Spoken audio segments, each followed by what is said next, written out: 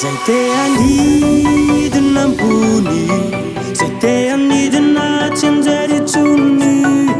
Na dia lavitra ny dibe reo tanjona iriny, anakatrilay kitany ery. Aminavinanao le mandro tsirotsy, irediredy andefa saina nonofy. Samy anidy anankafy, sikarola mpiarady, anakatrilay kitany ery.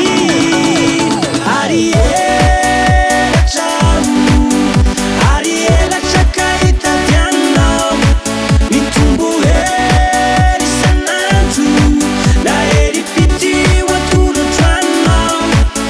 Mananelatra hitondranao anabakabaka ambony, lay nofinofy isan'andro, safa tanteraka amiko. Tsy mila resy, mila fandresena, tsy misy io resy io tsy mba hisy io tavela. Na hoe mafy ny fiainantsika, rotorotsy manaliky, ho tongodray le tanjony ry.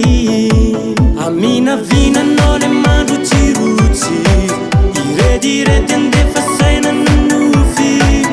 Samy anidy anankafy, sikarola mpiarady, anakatrilay kitany ery. Ary elatra, ary elatra ka hitadianao, mitombo hery isan'andro, na hery pity ho atolotrano. Mananelatra